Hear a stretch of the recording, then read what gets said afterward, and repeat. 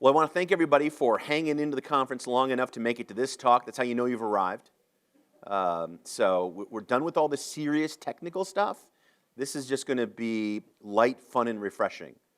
You know, it's like a Pilsner after a long walk. You know, it's just a little, just to kind of tide you over there. So tonight's talk is effective onboarding for fun and profit, how to not be the best application no one's ever heard of, because that's the sort of the default state.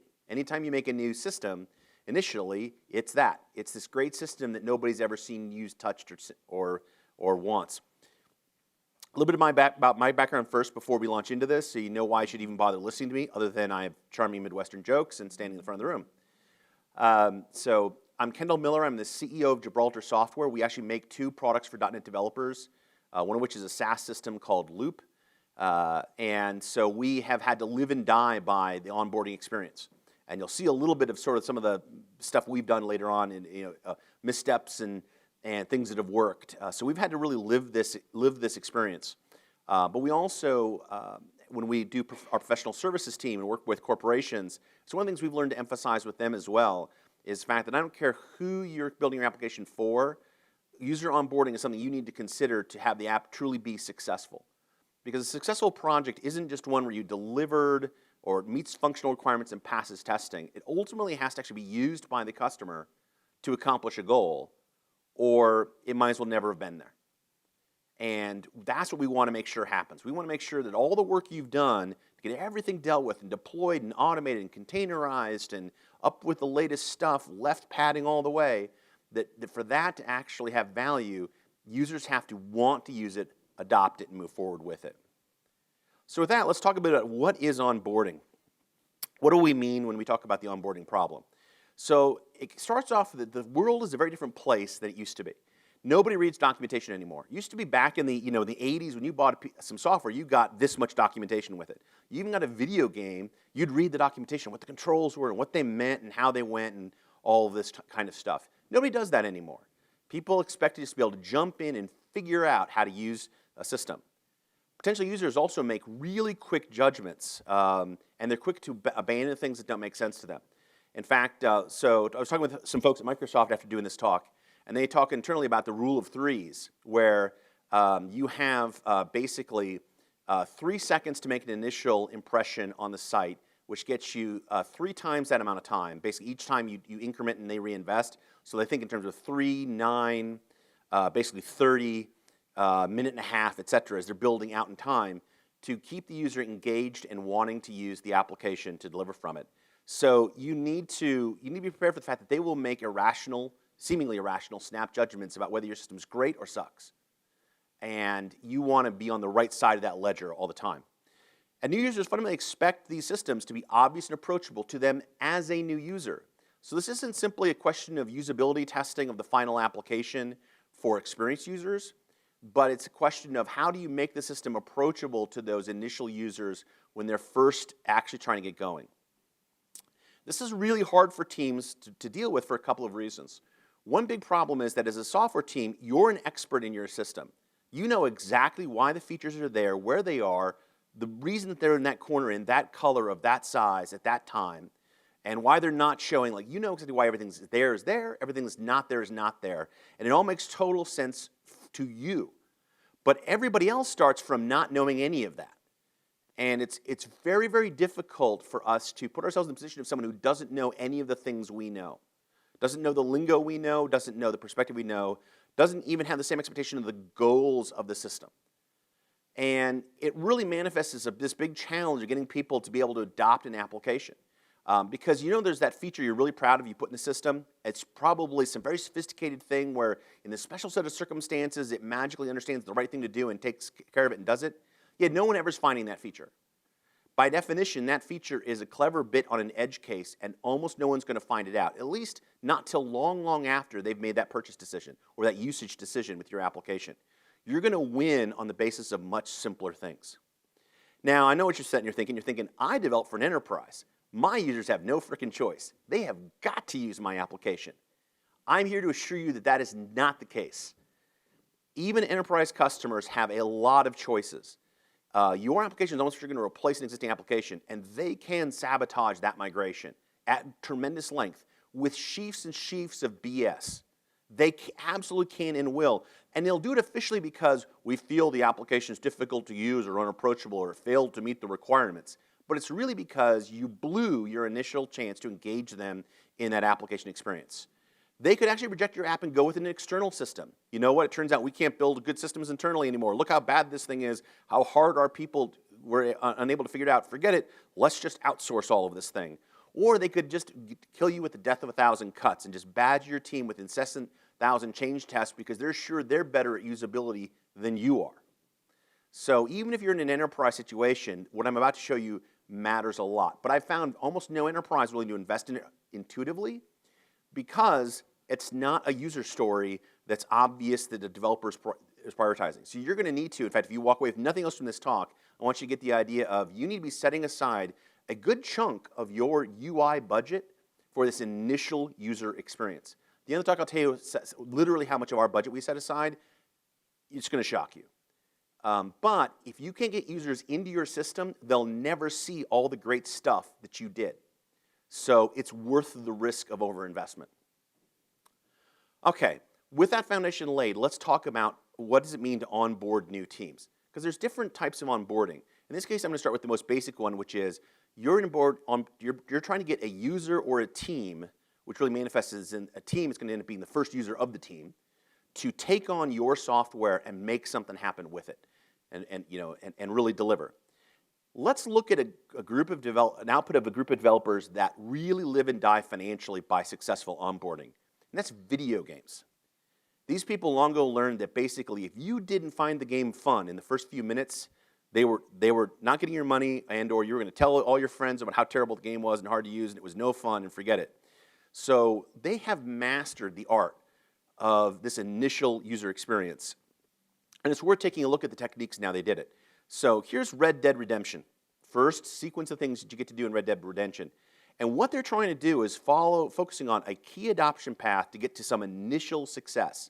So this first screen is just trying to get you to take just one action. And then eventually it's going to be able to take this next action and now finally combine the two actions to bring it up bit by bit to get you doing what you need to do. But literally they're saying, here we are riding along as a horse. I want you to hold this one button to match speed with the person in front of you. So it's the like move forward button screen. Once you've done that, cool, they say, okay, well now we want to speed it up and have you press a different button to go a little faster. Wait, now finally, okay, we need to slow down.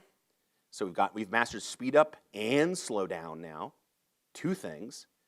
And then, cool, we've gotten to that. Now we can do a combination of things. We can double tap one while doing another to move up the formation. So we've sped up, we've slowed down, and we've done station keeping. And finally, you get to the screen where you get to do what the game is noted for, actually talk to somebody else in the game and interact with them and pick your interaction that you want to do. So they've literally, over the space of it's about 2 or 3 minutes in the game, they've just tried to teach you the very basics of running a horse. And that's it. But they need to get you to some initial success and do so in an interesting way. So they didn't, by the way, teach you the horse. You notice this is all taking place in a snowstorm. They didn't bother teaching you how to ride a horse in like, a meadow with the sun shining. They wanted you to experience the power of the game engine. So they did this in the context of the game, which is a really important point. So they're teaching you simple actions you'll need to do, the most essential actions, and doing it in the context of the application itself. And this is all aimed at trying to advance the user through a basic user maturity model, by which we mean every user when they start off, they are a new user. And then they kind of want to move up the stages of novice, a basic user, and if we get them to being a basic user, that's really more or less enough. A basic user can muddle their way through the system and achieve a reasonable set of the outcomes that they're trying to do. From there, you want to get at least some group, you ought to get to proficient, and finally some experts. But the reality of it is, you're not trying to get most people up to that even proficient level. Most people won't. You're trying to get to the point where they can muddle through and get to enough success that they're happy with it. Because almost for sure, outside of certain scenarios like, say, building an MRI system for a hospital, your application is not the centerpiece of somebody's life. Your application is a tool that they deal with along with a whole bunch of other things.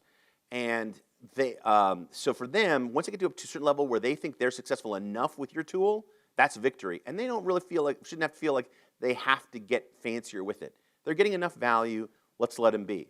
Now, when we talk about onboarding, we're really trying to onboard somebody from new to basic, that platform where they're successful enough. Okay, we started off with that example from the game, where the game is one you get to basically get you maneuvering in the game mechanics. But how does that apply to onboarding in your application? Well, that's a key question you and your team have to answer. If you're trying to onboard somebody into a system, you have to sit back and understand what the valuable destination is that they need to get to. Not in terms of what your application does, but in terms of what that thing means. How you define the initial success matters in terms of their outcome. So for example, if I'm a bunch of people trying to get on board a cruise ship, you could argue that, well, technically successful onboarding is we've gotten everybody on the ship, checked in, we know where they are. Maybe we've even got their luggage with them. But that's not really what onboarding someone to their vacation means. And a successful cruise line really knows this. They don't think of onboarding as just, let me technically get you on the ship and checked in. Onboarding means you are ready for your vacation. So onboarding to the ship to them means that you have taken care of everything it takes for you to be relaxed and into your vacation, which that may mean for you as one individual that it's not just that your stuff's in your room, but you know exactly which dance hall you're going to go to, and then which other bar, and then you're going to go to the pool and where that is, and you've booked your spa treatment for the next day. For someone else, it may simply be you're in your room comfortable with the TV turned on to a channel you want. Every different vacationer may have a different thing of what the value add means to them, but as a cruise line, my job of onboarding you into the cruise ship is not just technically getting you on the ship, it's getting you set and ready for your vacation. Because that's the outcome you wanted. The technical reality of getting you on the ship is an outcome I need to have happen for that to work, but the actual user values is being ready for their vacation. And we can look at this in terms of applications you know. So for example, let's take Twitter. What does Twitter do? Twitter lets you post short messages to the internet. But what does Twitter say it means? See what's happening in the world right now. The first one is technically what you're doing. The second one is the reason you are doing it or the goal of you using the application. Facebook, very similar idea. What does it do? It means you can see posts and pictures from people you kind of know from high school. But what does it really mean is you can connect with friends in the world around you without having to do it in person. And you can do it in a common forum. Now, if you think this only works for social media applications, let's try another one. Here's Azure DevOps. What it does? Well, it's got you can store your source code, track work items, build apps, and automate deployments in a common tool. But what's it mean? You can plan smarter, collaborate better, and ship faster with a set of modern dev services. By the way, the right-hand comment on each of these last 3 slides, that is the marketing blurb from their website, each one. I didn't come up with that. That's what they say they do. And you notice that they don't phrase it in terms of the technical execution. They phrase it in terms of the way it changes your life, the incremental thing it brings to your life to accomplish. We do the same thing with Loop. What does Loop do? Well, it's a centralized logging and error tracking system. Boring. But what does it mean? Our phrase, rest easy, monitor, find, and fix errors the first time. The first one is technically what we do. The second one is why you even care. And you need to know that second part because that's what you're onboarding the user to. You're not trying to just get them mechanically through the first bit.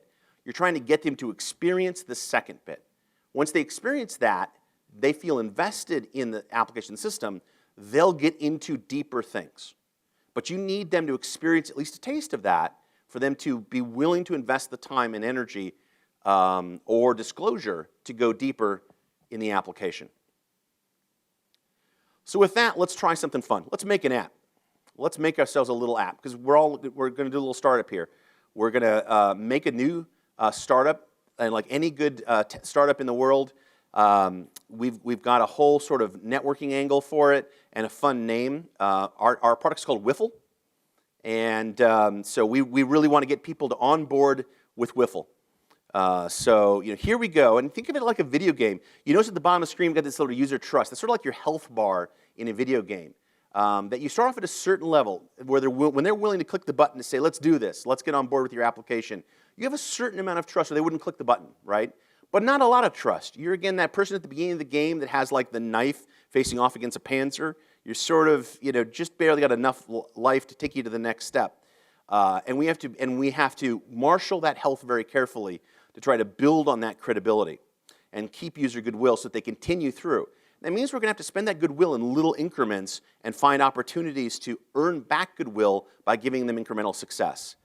So now our first pass at Wiffle with our marketing team, they came along and they said, look, this is great, but we really want, for people going to onboard with Wiffle, we want to get a lot of information about them. We want to really know who these Wifflers are when they get going. We want to know all kinds of things here, not just their name. I want to know like who their best Doctor Who villain was, their favorite pet and color, and I want a nice full picture avatar, also that we can really make them a part of the Wiffle community. But it's a huge initial ask, right? All I've done is clicked one button because I kind of was interested in whiffling because I'd heard someone else did it, and now you've asked me for all this personal stuff, so forget it. Nope, dead. I'm done. I'm out. I've closed the browser. So okay, fine enough. We restore save state. We go back and we try again. Get rid of this screen and instead ask ourselves, what do we really have to have? What's the minimum? Let me really make these things earn onto the page of the minimum things that we're going to give them. And I want to make sure that I'm a little more clear with them about minimizing steps and about what they're going to do. The other thing was just a giant ask. I didn't tell them why I wanted the information. So here, a much simpler approach, possibly too simple, is just the minimum stuff to get going. Now, I'm just asking them for their name and an email, and they kind of, a lot of times people will go like, all right, fine enough. I know you kind of want that stuff. And I don't just click have a next button, because that has no emotional energy to it. I tell them that, why do you want to click a button? You want to click this button because you can start whiffling. And let's go. I've also combined a little bit of legalese thing in there, because I've now got myself a little vaguely, possibly legally valid approach of coupling my terms and conditions of use to a user action you've taken after establishing and identifying mark that might maybe stand up in court. And I can do this without a big, obnoxious, click through my terms and conditions screen. We basically tied up our lawyers and convinced them that was good enough. And so we got through this. But it still cost us some of our user trust bar. I mean, we've asked for email address. That's going to cost you a little something. And unfortunately, we can't totally trust their email address. So what we've now done is said, we need to confirm your identity. And we've decided we had to do it right now. Now, there's a lot of choices here, but let's say we do the obvious thing. We go off and send them a little link to activate their account and tell them we need that special code right now for them to go in and let us know that they've done it. This can get really problematic, and in fact, our user trust bar now is getting dangerously low. We're not dead yet, but because users have had to go through this enough time to confirm their email addresses and things like that, so we're not really dead, but we're getting a little borderline here. There's often better ways to do that. I know your marketing team, if it's like our marketing team, are like, we have to have a real email address. It can't be a disposable email address. It's got to be a real thing. It's got to be their corporate email address. It has to be one that literally has $ associated with it. If it's not that, we don't want it. But you're going to have to find a middle ground, because if you burn through and get all the way down into that red bar, you're dead. Now, the next thing that comes along, of course, is you get worried about, we don't want to just make a Wiffle account for anybody. We need to know that you're a person. So before you can sign up for this account, I need you to click on all of the picture fragments that contain waffles, and before you can set up your Wiffle account. And the problem with this is that even though bots are very good, they will beat some of these kind of systems, and no user is going to look at this and go, oh, that's totally reasonable. You're totally protecting, me and my information, and I really value that. So no, this is super annoying to users. You're dead. If bots are a real problem, think about ways you can honeypot bots to get around them so that they're never getting that far in the process. There are actually some really good technical ways to do this. You can do some interesting, cute tricks like one of the things we do is we have a honeypot field on our form that looks super valuable. It has a nice text label to it that makes it look really important, but we use JavaScript to hide it. Bots don't run the JavaScript. So they see the form fill, they see the data we're looking back, and they've put in a value in the place. And if we see any value in that place, we know you're a bot, and we don't reject you, we give you a fake success. Because your bots have feelings too. So well done, sir. There you are. Here's a little cookie, literally. Now we know never to see you again. So you can do things like that. Don't ask them to do your own ML identification task and identify fragments of pictures. That's the most obnoxious thing. So we died, right? Our startup is now dead again. We have to go back to our last save state and try again to get users on board our system. So what's the next thing? So if we go back to our last safe state, we were kind of here, we confirmed their Wiffle ID. So we're not going to do the bot identification thing. We're going to forget that, and we're instead going on. So okay, they're now in our app, but they haven't done anything yet. They haven't Wiffled yet, and we really want them to do that. One of the things, though, that's a new initiative for us is our relationship with Facebook. And so we'd sit there and immediately ask, hey, we'd like to Wiffle with all your Facebook friends. So hey, give us your Facebook credentials so we can connect it up.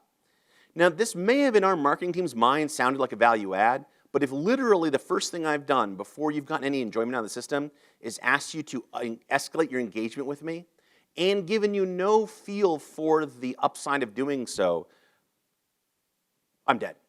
Right? You looked at this and you're like, you know what, I've just signed up with you guys and now you're asking for all my Facebook stuff, forget it. The equivalent of this would be, you see tweets all the time where folks are saying like, hey, I went to install this application and this app, which otherwise looked cool, says it wants the rights to delete my YouTube videos. What is that about? And of course, you may be as a developer sort of victim of the experience of maybe permissions aren't very granular, so to do the one thing you really want to do, you end up having to get permissions to let you do something else and it's getting portrayed that way. But you can't control that and you're just going to, you've done the ask at the wrong time. It could be that if once they were really using your application, getting a lot out of it, and doing a bunch of things, that they'd finally go like, yeah, okay, I'm willing to give you that. But if you ask it up front, they're like, no, you have not done anything to build up more trust with me, and you've done this additional ask. We're now below our health bar. We're dead. So let's consider this variation instead as an initial screen. So in this case, we're doing the same thing, but with some minor variations.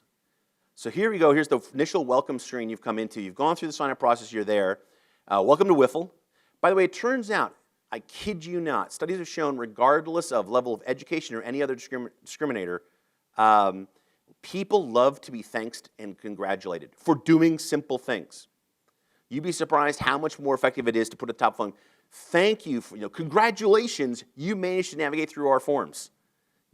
It's shocking. People love to be congratulated, thanked, and welcomed. Little language makes a big difference to their perceived affinity for a platform, as silly as that feels. The next thing that we though is what we want you to do is engage with our app. You've signed up, but you haven't done anything with our app yet. We want you to start your own Wiffle. But I don't just say, hey, start your first Wiffle now. Instead, like any startup, I have to explain to you why you want to do it. And like all startups in the world, it's because we enrich your life and the world around you. Like every great startup, we're making the world a better place.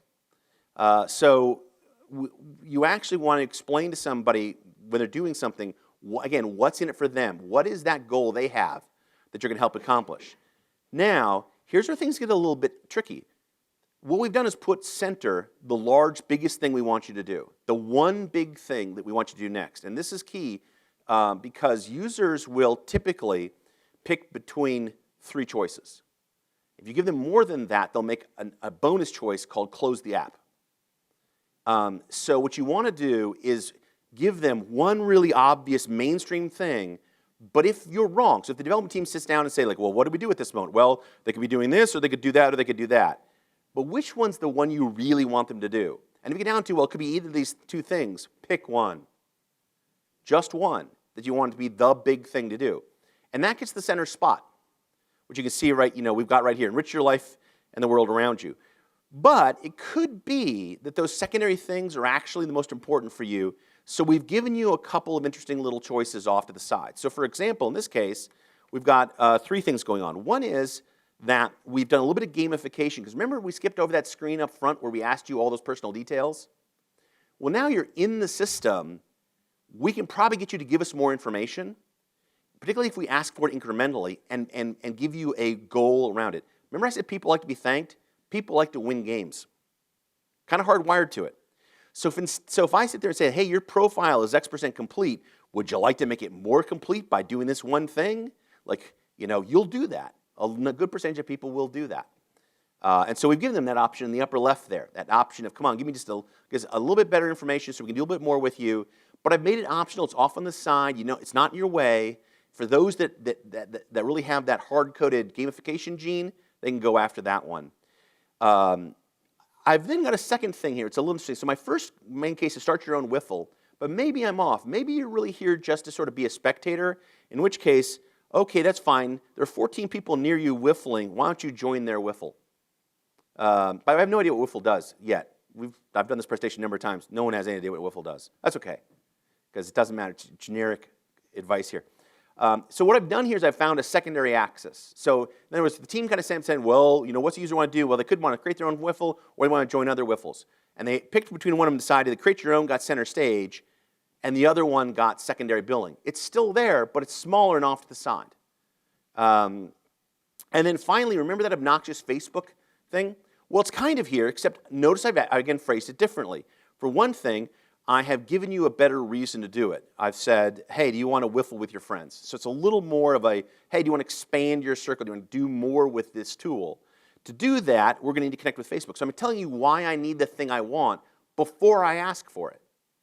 So now if they click that button and I did that same thing with user and password, they're way more likely to look at that and just fill it in, because they know exactly why I've asked for it, and I've asked for it to do the thing that they're asking me to do. So now it doesn't feel like an imposition, it feels like I'm carrying out the thing that obviously I've asked them to do. The same thing applies with permissions. If someone clicks, if you wait to the moment where someone actually goes to take a picture to then ask for permission to use the camera and access their photo collection, they're very likely to go like, well, yes, of course. That's kind of obvious. I want you to take a picture. You need to access the photos collection. Even if it underneath says you have the right to delete, share with the internet, and criticize every photo I've ever taken, they'll kind of blow through that because they just asked you to take a picture, so they get why you're asking for what you're asking for. So you want to couple those moments where you're asking for more from them with an opportunity where you're giving them the thing that they want or the thing they think they want.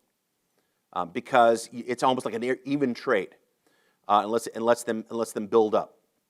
So this is much better.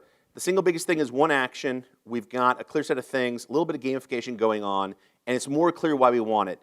And so actually this gets us to opportunity to build up some credibility. Did my bar go up? Did I lose? No. There we go. Why am I? Now, of course, there are limits to this. What often happens with an application, particularly over time, is you're in this initial state, and in fact, what we've done is we've had a whole bunch of teams think of different things to do, and they have all put their little detector bot and message into the initial form at different places on the application. So we're asking for all kinds of things. We want you to download our Wiffle app from the App Store. We want you to know that we have our upcoming conference called the Wiffle Ball. That's only 4 weeks away, and if you're big into Wiffle, you probably want to get some tickets for that. We still got the original call to action of enriching your life, but now it's competing with other things. And so this is a real problem. We've given them more than 2 to 3 choices. So they're likely, particularly initially when they have a low investment with us, to make a choice of like, this is too complicated, I don't care, I'm out, this seems weird. We also have 2 long user value goals mixed in with first-time user goals, right? If someone's just using your app for the first time, they probably don't care about your conference.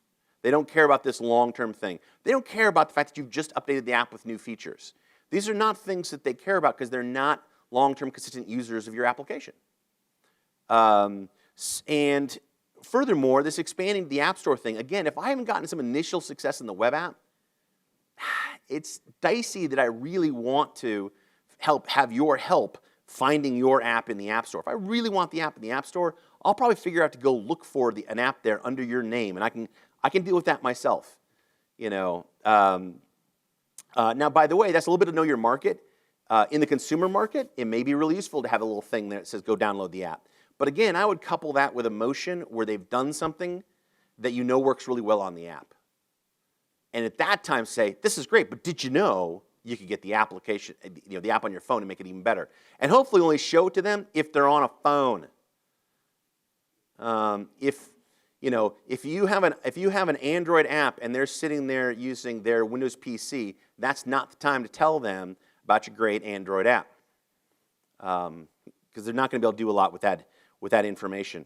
So we have to be really careful and recognize, by the way, that this initial screen may need to have a completely different set of options on it for new users than for users that are coming back into the application, even if they've been gone a long time.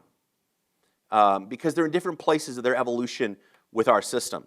And so we really want to pare down and tailor down that initial user experience to get them to that initial success that has them really value and experience our application and want to have it. And unfortunately, if we do this, now we're in trust trouble again, right? Because they've just signed up and we've bombarded them with a bunch of garbage, and they're not sure what to do. So just too many things on there at the time.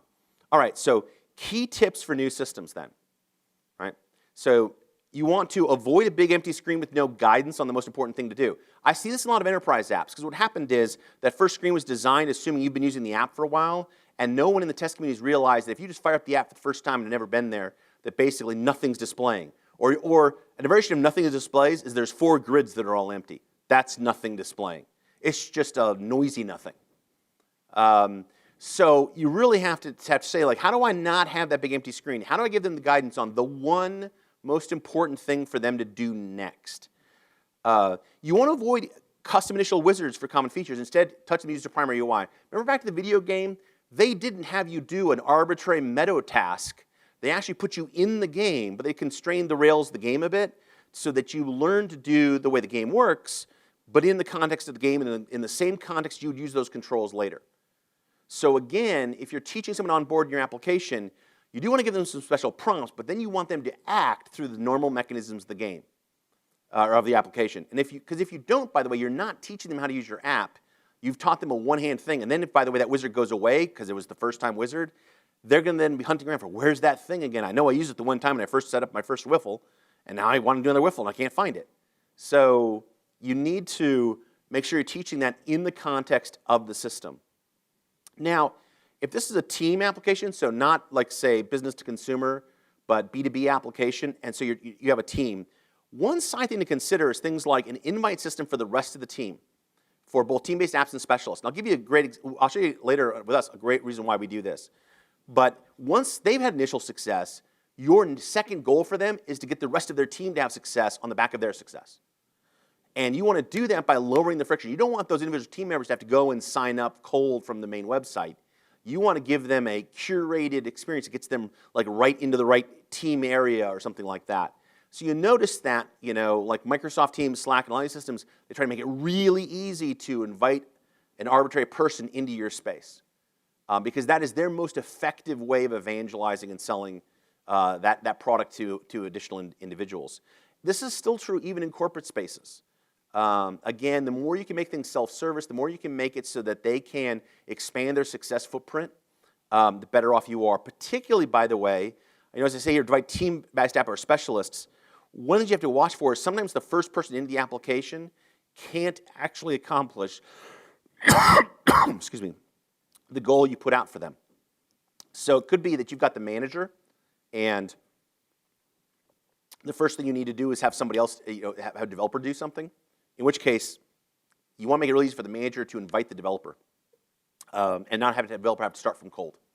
So so an invite system is a really great add-on that lets basically you couple a new person's success on the back of the initial person's success.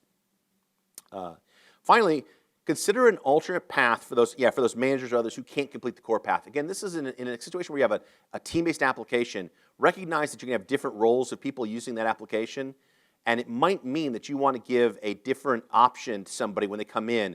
What's interesting is that people don't like being pigeonholed by their role. So it doesn't, in my experience, it doesn't work well to ask them, like, are you a manager or a developer? Because you'll get a kind of a random answer. Someone will say, like, yeah, I'm a developer. And they've not written a line of code in 20 years, but they did 25 years ago. And they still think that, you know, in their heart, they're with the developers. So that's not, like, you instead have to sort of tease it out by the actions they take and by giving them, like, sort of one of those secondary options. So it's just like we had that main option in Wiffle, right, that was, hey, start a new Wiffle. But over here it was, well, just join one that's already in progress. What we've done there is teased out 2 different types of people and 2 different roles of using the app by making sure there was an escape hatch so that we could still keep engaged with that person even if they weren't going in what we thought was the primary path. So let's take these principles and let's look at a real system. So here's a little walkthrough of a SaaS onboarding. How many folks here, by the way, work with a company or work on a product that you consider a software service product or anything like that? All right, cool. So this is, actually a walkthrough of the basic onboarding process that we were using up until 2 months ago, when after the second time I gave this talk, I went back to the team and said, I've been giving this talk on how we do this thing, and we do something stupid. And can we fix that? Which gets, by the way, one of my things, which is that we routinely reconsider. We will routinely come back to our own process kind of cold and relook at it and reprove to ourselves everything that we've done there that it's the right thing to do. And we always end up picking like a thing to then improve. But that's why we have an ongoing budget for this kind of work, because I wouldn't have necessarily wanted us to not have any new functionality except an onboarding for a complete release cycle. But maybe over 3 releases, we can chip away at all these little barriers that we see. And have time to get back real metrics, by the way, on user behavior, because users are fascinating. They will not respond the way you think that they will. So you always want to be able to sort of take a well-informed step and then prove it with metrics that it does what you thought it did. So let's do a little bit of walkthrough. So like most things, we start off with a button, try it free.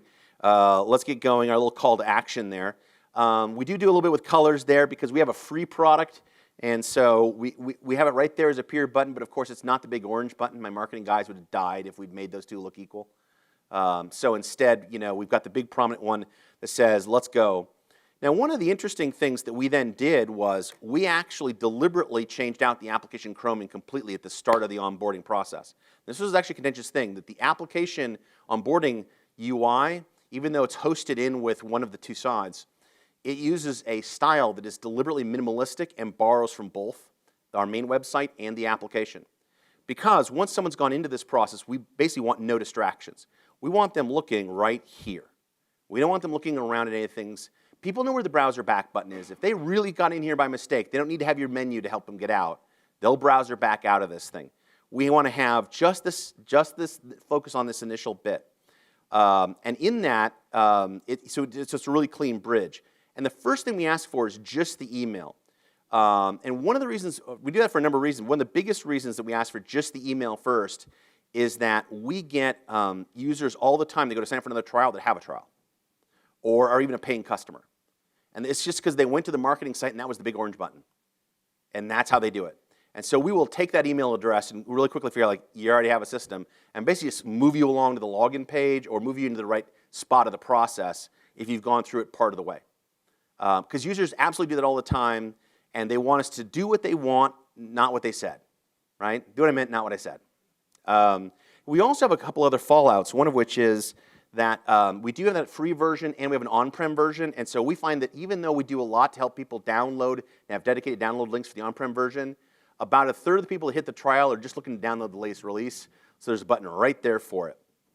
And because we have a free offering and we use Google for ads, Google requires us to have a terms of service link within that first click. So, or they won't let us run ads to the page before. And by the way, I'm not dinging them on that. The reason that they were doing that kind of thing was to get rid of people that were like wrapping in front of free downloadables and having their own custom versions of it and things like that that would add in malware and other crap. And so they actually make you do some work to, it's actually harder to do ads for a free product or a free trial than a paid one. They make you do a couple extra things in there. So one of that is we had to have that there. And again, then we've got that action button, which is just like once you've given us this information, we have a trial loop button that is getting clear. This is what the next thing is that's going to happen when you click it. But actually, when you do that, once you complete the email and we lose focus, we waltz back to the back end and figure out if we've ever seen your email before and a whole bunch of other things. Score your email and things like that. And then we change the screen. So we do some interesting stuff here because we're trying to keep the nominal path as small as possible, as simple as possible, but do certain protections we need to have for our own internal reasons. So one of the things is, of course, we're looking to see if you already have an account. But we also run your email address through 2 different email scoring systems. Does anyone else use an external party that validates email addresses for them? Things like that. So we use a company called Clearbit. They have a risk system that is actually free, where you can hit an email address against it, and it will come back and tell you things like, this is a company email address or it's a personal email address. It's a free email address, like Gmail. It's a disposable email address, like Mailinator and all the million variations of Mailinator. And we take different paths at that point based on the confidence score it returns for that email address. So for example, if you give us an email address and it's a company email address for a domain for which we already have other people that register for that domain, you get basically no additional quality prompts for that email address. We assume you've given us a valid email address. That's not quite true. The mail gateway had to actually agree that it existed. We basically spin up through our mail gateway. We don't actually send a message. We go through and basically start to send a message and see if it's going to be prepared to receive a message for that address. As long as it says it would receive the message for that address, and we've gotten other things for that domain, and it's a company email address, we assume it's all good. Because we're trying very hard to minimize the fluff we do to the user. The other thing is, if it turns out that that is a company email address, we'll automatically fill in the company name. Because we really want to do it. We sell to corporations. We want to have a name for the company so we can do a better job communicating with you. But we don't want you to have to type it if we don't have to.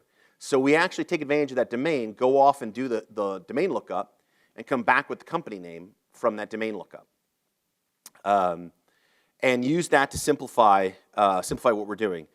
So depending on the score of that, when you now click try loop, you might or may not have us actually have to round trip validate your email. So we tried very hard to minimize that, but maybe you've given us an email address and you haven't passed that quality score, right?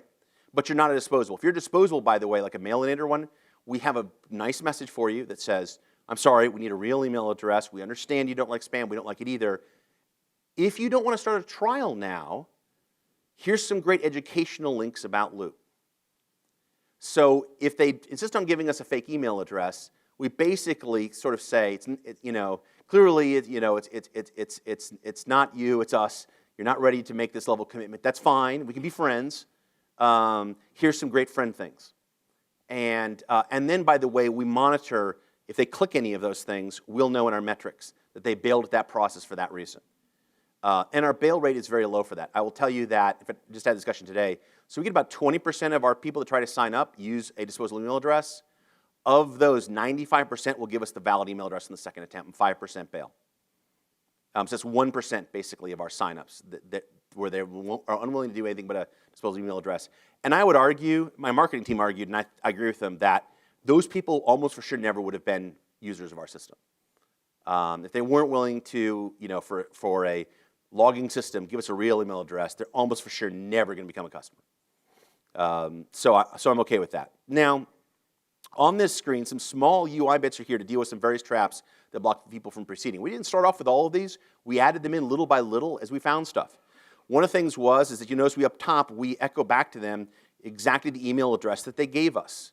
Because one thing that'll happen is you'll send the email to verify to them, and they'll go look for it, and it won't be there. And so first reason is, well, maybe you sent it to the wrong thing. And if you did, we've got a wonderful little change button here in a nice, obvious place so that you can go and, oops, I didn't mean that. I misspelled my own name or whatever. Let's try that again. And that's fine, and we fixed that.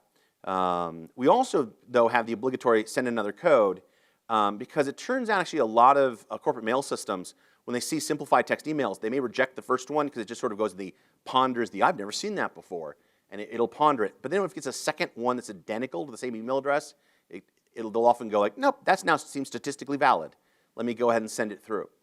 So they've got that to retry. And if not, the other thing you'll notice here is we've got this little guy down here in the corner.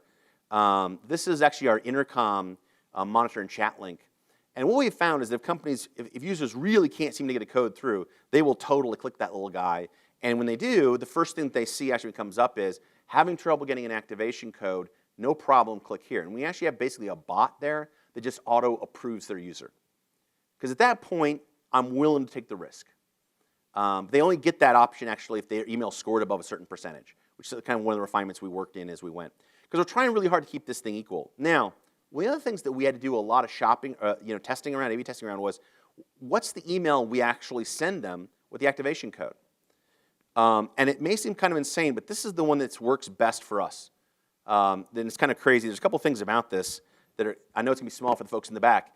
One of the biggest things is we make sure we explain who we're coming from, what email address you gave us, and then this is the validation code, and we put it on its own line with anything even remotely around it, So on any email editor, you can basically double click or double tap that thing and copy it. We don't make it a link. Why do you think we don't make it a link?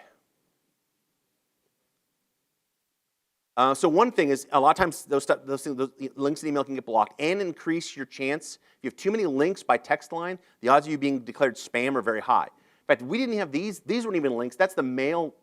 That's Outlook making those things link. So we had no links in this, which really lowers the probability you're graded as spam. Because virtually all spam has one thing in common, which is a link for you to go do something nefarious, right? The other reason we don't have a link, though, is they already have a browser up in the middle of a process, right? So if they click on a link here, what's going to happen? New browser, hopefully tab, if we're lucky. But maybe they're in a corporate situation, and that thing's going to open up IE. Right? You don't know. And then that means that they're not in the same universe as the process that they're trying to improve on, right? So we found that we eliminated virtually all of our problems with people getting and activating those codes by making it a plain text file without a link. I kid you not.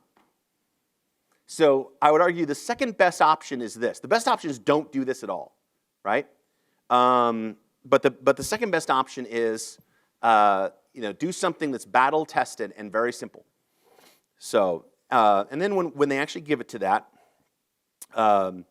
we then let them go ahead, put in that code, and we verify it. And by the way, the other thing about this verification we do is we go out of our way to make sure that they give us anything even close, it'll verify. We don't care if there's leading or trailing white space on it. We actually don't care if there's extra characters. We literally look for, because we know how long our code sequence is, we look for any continuous run of X characters in the content that's pasted below 256 characters that is in our database. So they could literally have copied the whole frickin' email from the other window, pasted in that text box, and we'll take it. All we're looking for is proof that that thing round-tripped. And I want to make it almost impossible for them to mess it up. And I say almost because users are creative. So we do all kinds of like auto-capitalization, normal conforming code. It's easy to copy things with trailing, a CR, LF, and things like that. You don't want to have your code mess up on that. So we really meticulously get rid of all that kind of stuff. Now that they've actually okayed that with us, by the way, at this point, interesting enough, our failure rate once they given us that email code is virtually, no matter what we've done, it's always been basically 0 from then on out. At that point, they feel like they've got to complete the process. But I try not to leverage that because I want them to have some goodwill left when they actually get into our application. So we work pretty hard. We want them to use their email address as a username, but some people are really touchy about that. So we sort of autofill it, and we're kind of nice about them, what we're asking for, and let them set a password. And then we have this little subscribe box, and we used to have the thing checked by default, and now we don't, thanks to GDPR. And the language on it is just barely careful enough that if someone checks that box, I can send them the marketing content that I want to send them as part of our general corporate stuff. At this point, they're making sort of a corporate level account. Now, one of the things then we did was, we've got their username and their password. That's all fine. People get pretty good at that. But we really want their first and last name, because if we can personalize the way we communicate with them, we have a much higher close rate, and that's just true of pretty much any application. But people are touchy about giving their first name and last name. The trick that we've found works with this is we render it like we will in the app. Remember I said people like to be congratulated? Well, people also like to see their name. They like to see their name in a way that shines. And then one of the things that we actually do, it doesn't show in this case because Dave Wiffle does not exist, but we're actually going out to Gravatar with that email address to see if we can find an avatar for you. Because if we can do that, and again, the more we can personalize that, the more likely you'll give us something real, not abba, abba, abba, abba, abba, blah, blah, blah, blah, blah, blah. Our rate of getting BS stuff in this form went virtually to 0 when we started displaying that lower badge and telling them, this is how you're going to show in our system. Additionally, though, is my little bit of GDPR weasels that I slid at the bottom of this screen. By the way, when I say GDPR, does everyone know what GDPR is? Right. So technically speaking, we're not really legally subject to it, but like everybody else, we're acting like we are, and so we do the thing. But the last thing I want to make sure is I've got a place I can point to that says, look, you opted in to, during your trial, receiving little messages from us. And that's what that last little bit of text is doing. It's sort of the quid pro quo. If you want to start a trial with us, you're going to have to okay that. Okay. So now we get to the final screen, really, of setting this stuff up. And we've got all the information to get their user account. Now we need to actually provision their test service. We default the service name to be their corporate name. So most of the time, people just default right through this. But the biggest reason we had to have this screen, because otherwise we're just going to create it that way, is that little text right there, which is my way of avoiding another little painful, little awkward moment, right? Because I can now basically equate that clicking that create my service button is you agreeing to our terms and conditions of use. And I need to prove to Google and other people that we had a moment after you set up a user identity and proved who you were by establishing a password, do this. So that's technically e-signature legal compliant. Barely, but it is. And you click that, and then we go off and make the service. Now at this point, we have to go provision some stuff. This is the bit we've improved, by the way. We go off and we make databases and provision some stuff off in Azure. Yeah. So if I'm getting you to agree to something, it has to be, for e-signature compliance, to agree to something, you have to establish a mark and an identity. Your username is your identity, your password is your mark, that you know that says you actually signed it. Think of it as like literally creating a signature. And so now I've had you to agree to something. After that, those have been established. Now I can say, Kendall Miller agreed to these terms and conditions of use at this time with his username and password. And I can record that timestamp, and that's valid. So now we go off and we're provisioning the system.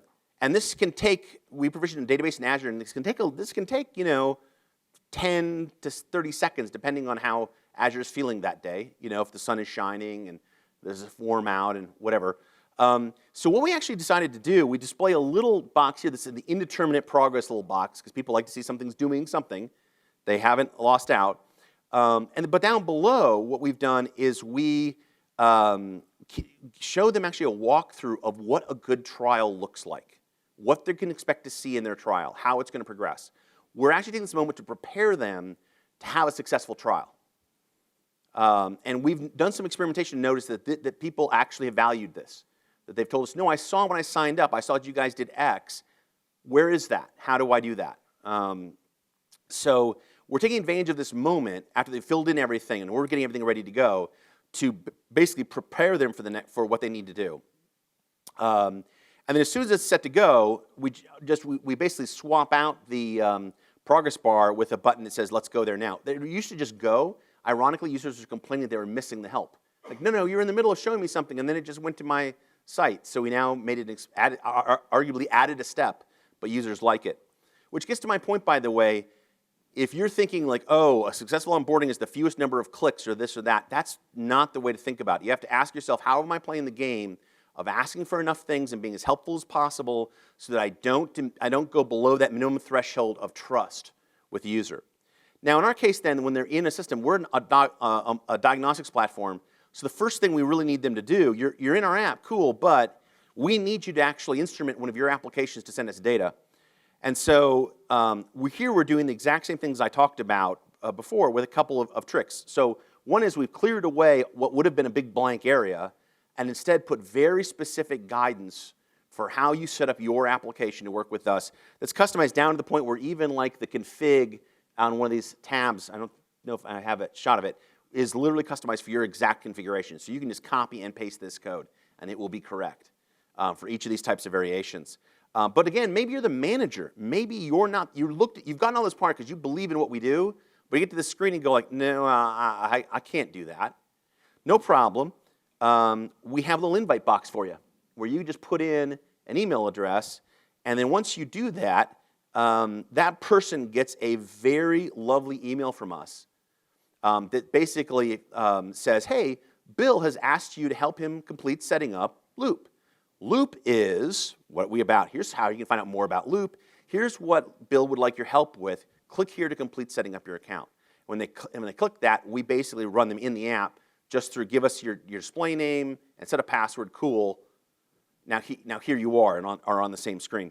So we're really leveraging that team invitability, but that's a very different, we do that different communication if they're in this screen mode than normally. If they were already well into our application and being successful, we wouldn't have bothered with that. We sent a different message because it's not as applicable. Where we would say, like, Bill's inviting you to join the Loop application, here's what it's about, but not, needs your help setting it up or whatever.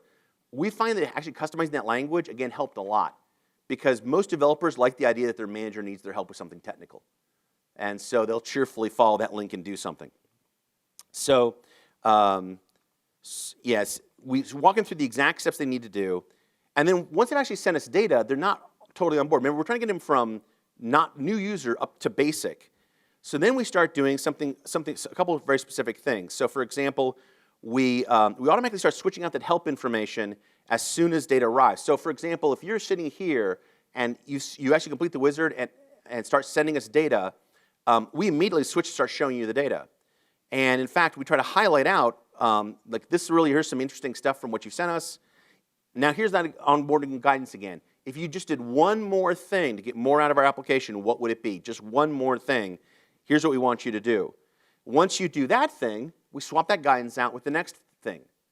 So even though, and by the way, even though arguably these two things are peers, like our team could not argue which one should have gone first, we picked one. And that's the one thing we prompt you to do. And we do that pretty much through the three key things that distinguish our platform from all others like it. Because we want you to know why we're uniquely useful. And then after that, once anyone on your team has accomplished those things, we're just showing you the app. So, so that's basically how we're taking you from getting you into the system and taking you from brand new user to basically capable of using the system. That said, one of the things I also do is you get a nice little email from me. It's kicked off as part of the process as soon as you start going through, so that thanks you for signing up and offers our help to get going. Again, people like to be thanked. They like to be congratulated. The first time you set up data, you get another email from me saying, hey, really great to see you sent our platform data. Here's some more information about all the things you can do with the data on the platform. Things like that. So these little spots, by the way, we trigger those through an external system. We don't have that in our app code. We actually use an external platform called Intercom to help us trigger that stuff. It's great because it means the marketing team gets to control all of that. And it doesn't have to go through the development team every time we want to make changes to it. So finally, let's talk a little bit about what do you do if users have gone and that's it, they're gone. So the thing of it is that users will eventually tire of a system and run out of time or do something. And they, if they're not deeply embedded in your application, they are, you have no real attachment with them. They've done the initial thing and go. In fact, there's something like 65% of all SaaS trials, the person never comes back after the first session. 65% or more. And so we try hard to do the most we can that first time. But after that, we then try to find ways to reach out to them with information that's valuable to get them to come back. And do that on sort of key time boundaries or events. So here's a good example, like LinkedIn does this. They're really good at the power of your profile. Hey, look, you get this if you haven't been there for a while, and yet people have viewed your profile. Because they know that, hey, people are curious about who's interested in them. And it's a way for them to draw you back to the platform. We do some similar things where we will send out a weekly email after you first hit us the first time to let you know what's happened over the past week, to remind you that we exist and tell you about what's going on in your data. So it's a great following technique, which is, okay, we know we've done everything we can to try to not lose people, but if we are losing people, what can we do on a sparse basis that has them interested enough to hook them back into trying us out again? Because a lot of times they're not coming back because they don't like you. They didn't choose to not come back. They merely failed to choose to come back, to run the app. It's not they're not actively avoiding you. You just haven't run into them in a while, right? So if you can break that cycle, you can kick them back into play and again, get them moving back up that path of user adoption. So let's bring it all home. First off, success is defined by the change experienced by your users using your app. What's different in their life and work experience because they're using your app? And you want to onboard them with that goal specifically in mind. Focus on bringing users from where they are to that first moment of success, because that's the first time you're really putting credibility back in that bank that has them willing to spend more time with you and doing more. And you want to be managing that trust budget through that whole initial adoption experience. And that might mean sometimes, for example, spreading things out on more screens, not fewer screens, or giving up asking certain information, or doing everything you can to try to get it from other sources and minimize how you ask for it or whatever. Finally, you want to review that initial user experience routinely. We, every 3 to 6 months, will basically provision up a test environment and go back through it with the marketing team and myself and the product lead for the product as if we've never seen it before, and remind ourselves of everything that's there and why it's there and what we could change, and ask ourselves, like, well, what if we didn't do that? What would the downside be? What's it really costing us? And it's that iterative process to get to success and looking at your data to know for sure. Finally, if you want to go deeper on this, this is a great website, useronboard.com. Samuel Hewitt has a number of amazing teardowns where he goes through all kinds of onboarding experiences and step-by-step kind of like what you're doing right, what you're doing wrong, and some of these are freaking hysterical. He did Ashley Madison. That was epic. And with all of that, thank you very much. I really appreciate you taking time on the last day of NDC to be here for that. There's my contact info. I'd love to hear feedback, how this talk has ruined your experience for NDC, whatever. You hit me there and follow me on Twitter. Thank you very much.